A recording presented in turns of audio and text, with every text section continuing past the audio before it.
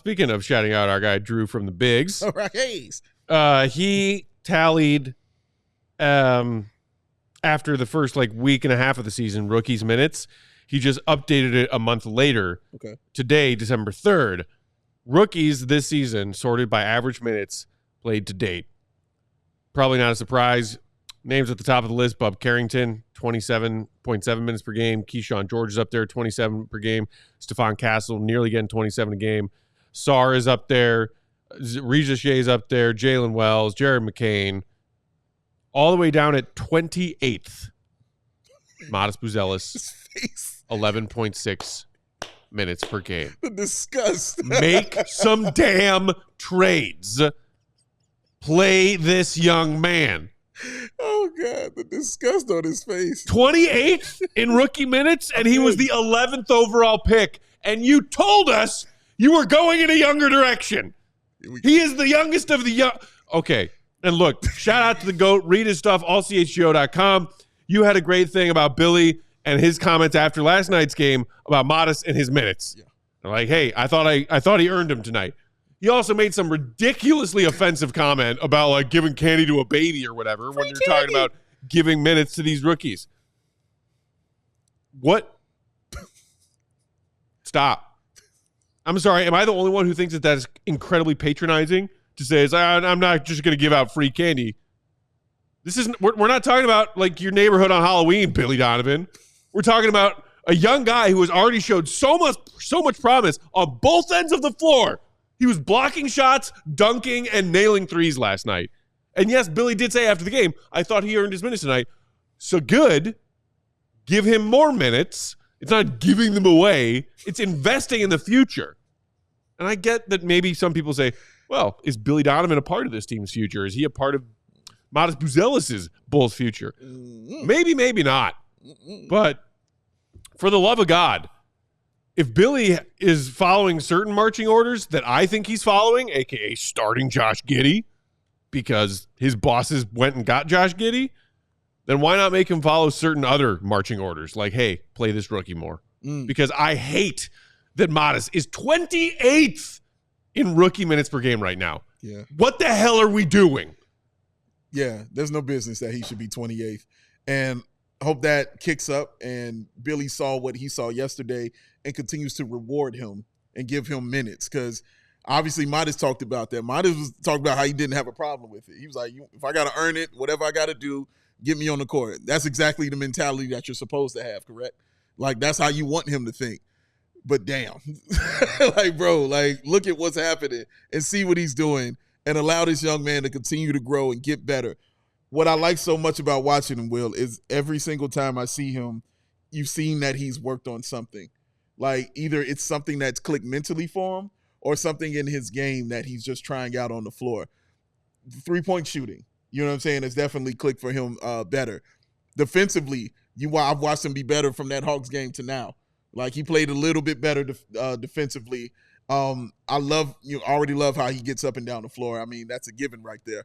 But, man, he has to have more time on the floor, in my opinion, more than anybody else, because this is the guy, for me, that has to be out there on the floor for this team, dog. This is that dude. He did something that, as a rookie off the bench, that hadn't been done since the great, what was it, Nikola, what's my man name? I forget his name already. Mirotic, yes. Has been done since Niko Mirotic. He did something coming off the bench that hadn't been done since him with those 20 points and those 4 3-pointers. Right. That hadn't been done since Niko as a rookie right there. So already he's showing you, giving me more time. Look what I've already done. Look what I've done for you right here. I want to see more Matas Buzelis, not because we want to see like he feels about Julian or how I would feel about Dalen. Yeah. It's not that. It's no, dude, this dude is good. Let this dude play. We see he needs more time on the floor to be even better than what we're already seeing he is. Which is why, again, the Bulls' challenge for themselves this year is such a difficult one, because you have to, show off and showcase your veterans so that you can try to move them, so that you have openings for minutes for guys like Matas. You also need to lose some of these games, and it is getting to a point where, they're 22, 23 games into the season right now, and they're still in playing range. That it's just cutting it really close. And it seems like there's no real good reason for it. And so, and we didn't talk much about Lonzo. He's obviously impacting winning. Zach and Vooch, the way they're playing, like playing Matas would help you go the other direction, which is beneficial for him because he's getting minutes and beneficial for the team because you're not going to be as productive. And credit to Matas for playing the way he did last night. He was helping them win. But at a certain point, and I do think this time is coming, they do need to play him more. Again, that time is coming. But the problem is, like, it's going to require some trades to go down first. And, Right. And as we've talked about, it's not just like we're waiting until we can trade those guys. It's like, are we going to be able to trade those guys? Exactly. Dysfunctional in the comments said, you got to raise the value of those trade assets first. Matas will get more after minutes after the trades go down. I think those values are already – Will Perdue talked about this with us, man. These teams already know what they want and who these guys are. They see it. They got it. They're just waiting for the store to open. We still do have, as you just said, 12 days until December 15th when a lot of NBA contracts become tradable. And a lot of these teams start talking a little bit more. But like, come on. And yes, there is some truth to it. A lot of trades do not happen on December 15th. Right. Like, no. I'm just saying that's when things really start. Yeah. I know. That's when phone lines open. I'm trying to like temper expectations for, the people watching the show because like this is not something I think is going to happen in the next 2 weeks. Like I do think this is going to take some time if it even gets done. It'll likely be well into January. Yeah. That's my guess anyway. But even so, the point of, for the love of God, we want to see more minutes from Matas Buzelis was about, like, you have to get some of these trades done. Yeah. You have to. Yeah. To protect that top 10 pick and to give more run to your rook who looks really freaking good and is getting the 28th most minutes among NBA rookies this season. That's malpractice. Malpractice when you're starting over with a younger squad. Can't be 28th, bro. Unacceptable. Yeah. So get the trades freaking done because it's part of your job to get those trades done. And for the love of God, do not, as Michael Scotto mentioned in his report on Hoops Hype, put too high of a price tag on Vooch or Levine. If you have teams out there willing to make a deal for them, take what you can get. You're starting over. You can't start over for realsies until you get the vets off your roster. Take what you can get.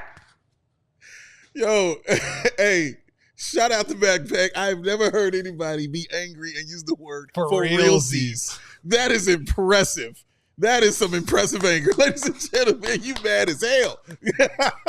I know we're coming up on time here, but can I share one modest stat that's going to be really exciting for you guys? Please. Exciting or make him throw before we go?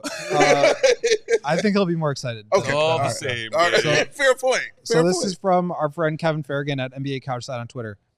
Players aged 20 or younger since 1973 in the regular season who have greater than 75% free throw percentage, a steal rate above 1, a block rate above 4, and have played at least 200 minutes. Are you ready for the 14 players on this list? Okay, hit me. Number 1, Victor Wembanyama. Of course. Anthony Davis. Karl Anthony Towns.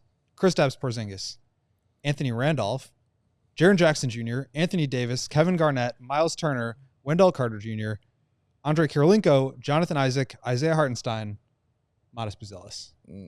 Like, those are all, like, defensive player of the year caliber bigs who can protect the rim, who can score, who can, like, I mean, he's just, those are the kinds of players that I don't think Matas is, like, a center the way some of these guys are. KG, Jaren, Anthony Davis, but he's more in that like hybrid 4 that can protect the rim, that can score, that help defense. But just like I think he's some of the indicators that you look at, and like a lot of teams when you're scouting players, it's all steal rate and block rate. That's all they care about. So I mean, he's playing extremely well in limited minutes right now. Got to see more of it. More minutes, please. We all silly like the mayor.